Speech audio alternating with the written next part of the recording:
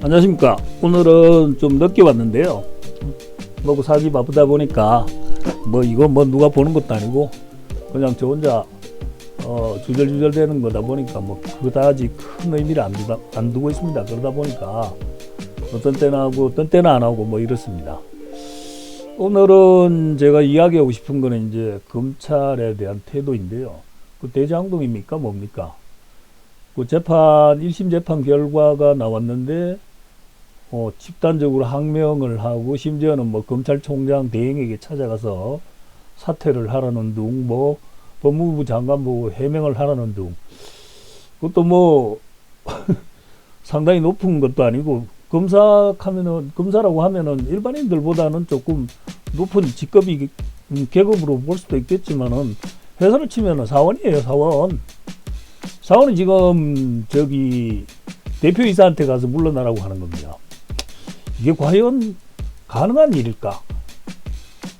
일단 상식적으로 생각해서 봐도 이건 하극상이죠. 하극상도 이만저만 하극상이 아닙니다.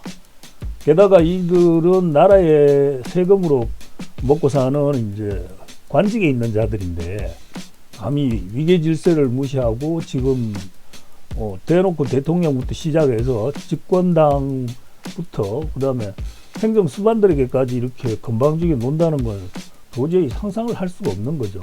이에 대해서 이제 오늘 법무부 장관 같은 경우에는 윤석열을 풀어줄 때 초단위로 재가지고 그렇게 풀어준 거에 대해서는 왜 침묵하고 있다. 여기에 대해서는 그런 나불대고 난리냐라고 이야기를 하는데 아마 다들 이해가 안 되죠. 그래서 혹자들은 이제 윤석열이 겁이 나서 그렇다고 하는데 근본적으로 봤을 때 이거는 얘네들이 누구를 겁먹고 하는 그런 거 아니에요.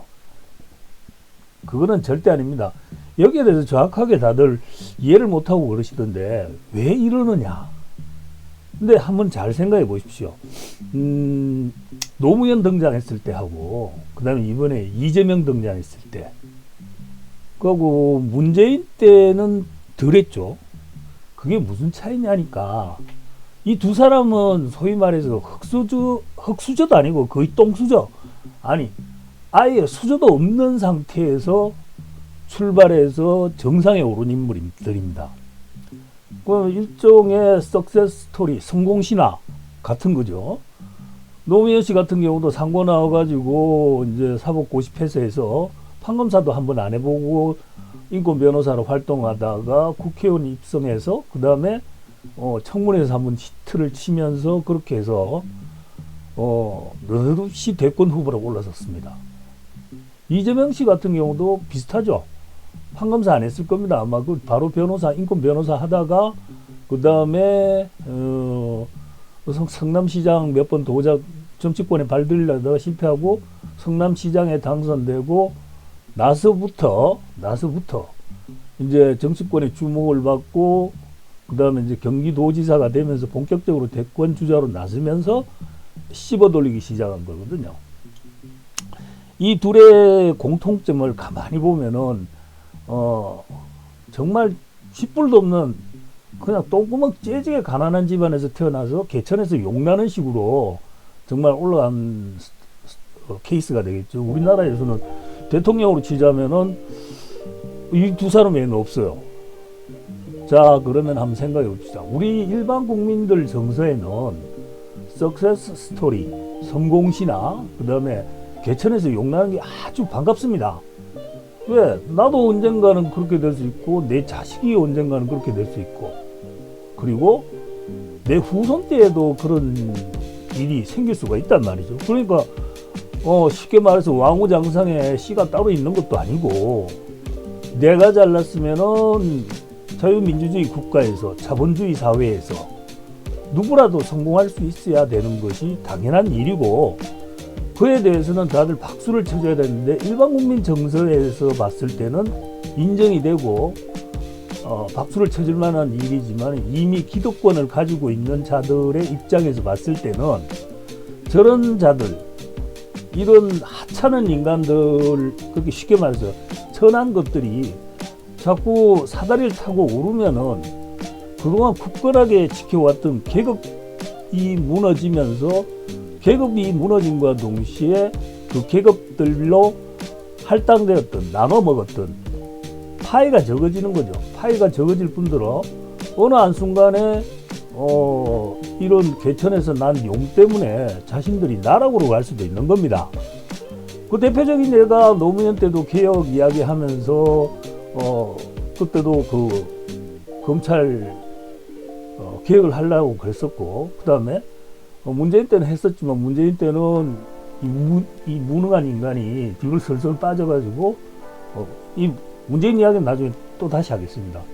조국이라는 인물을 대신 희생시켜서 본인은 화를 피했지만은, 그 다음에 이재명 같은 경우에는 아주 위험하다고 판단했던 시기가 성남시장 시절 때부터 했을 겁니다. 그때부터 조직이 시작한 거죠. 그래서 싹을 빨리 잘라야겠다라는 그런 생각들을 많이 하고 있었던 차에 이재명이 느닷없이 대권주자로 나서면서 대통령이 딱 돼버렸단 말이지.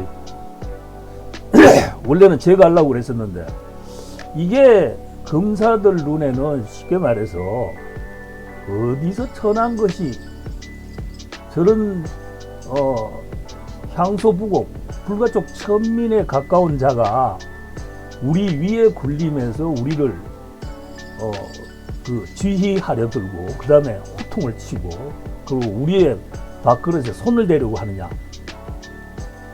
이 정서가 바로 지금의 사태의 근본적인 본질입니다. 이거 외에는 달리 설명할 수 없어요. 여러분도 한번 생각해 주십시오.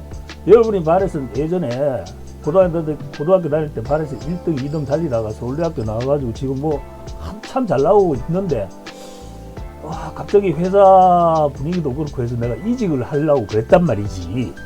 그래서 이직을 할 만한 회사에 딱 갔는데, 그 위에 발에서 꼴뚜바리 하던 놈이 이사로 또 앉아 있는 거야.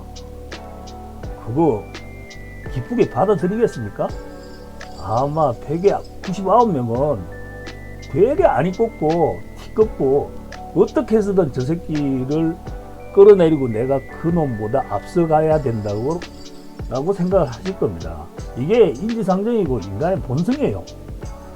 자, 그렇다면은 지금 저 검사들이 전반적으로 분위기가 그렇다 이거지. 근데 자세히 보면은 그 검사 반발하는 검사들도 전국의 그 청들, 그러니까는 이제 뭐 중앙지청 지청들 중에서 30몇 개 중에서 8개 지청이 나서고 평검사가 나서서 떠들어봐야 중앙지검 이제 요 핵심에 있는 애들만 떠드는 거예요. 이거 뭔 이야기냐?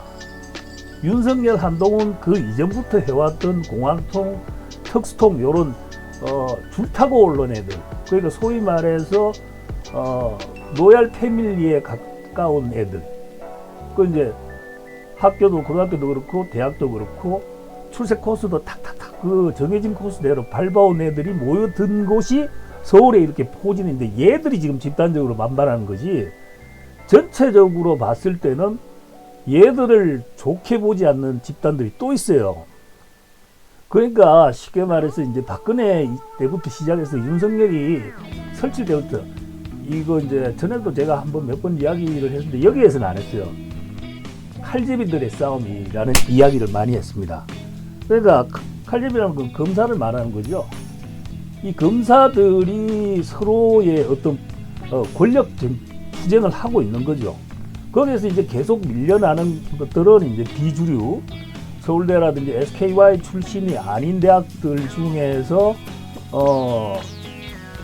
연수원 성적이 별로 안 좋다는데 해가지고 지금 뭐 지방청으로 나가 있어 일선에서 뛰는 애들, 이런 애들 같은 경우에는 사실은 여기에 관심이 없을 거예요. 어차피 자기들은 여기를 못 간다고 생각하고 있고, 그리고 여기에 중앙에 모여서 이렇게 조작과 수사권을 남용해가지고 얻어지는 이익은 자기네들과 관련이 없기 때문에, 그러니까 이 반란은 서울 중심에 모여있는 특수통, 그 다음에 공안통, 과거의 공안통, 이렇게 핵심 라인을 통해서 올라와서 이 서울 지역, 서울 경기 지역에 포진해 있는 검사들에 한해서만 일어나는 반란이라고 보면 되는 거죠. 그렇다고 본다면은 그다지 큰 걱정을 할 필요가 없어요. 지금 만약에 대통령이나 뭐 법무장관이 뭐 결단을 내려서 불만 있으면 다 나가라고 하면 되는 거예요. 다 나가라. 이거는 의사들이 일으키는 파업하고는 차원이 달라요. 의사들은 일반 국민들의 목숨을 담보로 파업을 한 거거든. 그리고 그 사람들은 원래부터 있는 애들이기 때문에 한 몇 년 굶어도 별 상관이 없는 애들이 대부분이란 말이지. 그러니까 결국은 의료대난이 일어났을 때 정부가 수긍하고 양보할 수밖에 없지만 검사들은 달라요. 왜냐하면 지금 변호사로 지금 개업해서 나가 있는 애들도 많고 그런 애들 변호사 출신을 다시 검사로 뽑아가지고 공소장 꾸미고 하는데 시간이 좀 걸린다 뿐이지. 여기 서울에 있는 요 고작 몇백 명 얘들이 반란을 일으킨다고 해가지고 나라가 마비가 되고 법체계가 마비가 된다. 그건 어느 무단이에요. 얘네들 다 사표받고 지방청에 있는 애들 싹 그 중에서 똑똑한 애들 끌어모아가 자리 채우면은 한 달도 안 돼가 정상으로 돌아갑니다. 그러니까 얘네들이 지금 가지고 있는 생각은 뭐냐니까. 그거죠. 야, 너가 아까도 이야기했지만 너같이 천한 놈이 어찌 감히 내 위에 올라와서 시건방지게 살려준 것만 해도 이때까지 살아난 것만 해도 감지덕지 해야 되는데 지금 나대냐 이겁니다. 아주 고약하고 못됐어요. 그 차제에 여기에 이제 연판장 돌리고 그 다음에 뭐 집단으로 찾아가고 했던 놈들 다 잘라야 돼요. 이걸 안 자르면은 나중에 이완규 같은 놈이 나옵니다. 권력에 빌붙어서 계속적으로 권력을 탐을 하고 권력에 빌붙어서 파업 권세를 탐하고 돈에 손대고 이렇게 해가면서 아주 탐욕스럽게 큰 돼지들이 나중에 검찰청장이 되고 뭐가 되고 이렇게 되는 거죠. 그렇게 되면은 이 나라 앞날은 뭐 불을 보듯 뻔한 겁니다. 그다지 밝지가 않아요. 그래서 5분에 아예 그냥 본색들을 드러냈지 않습니까?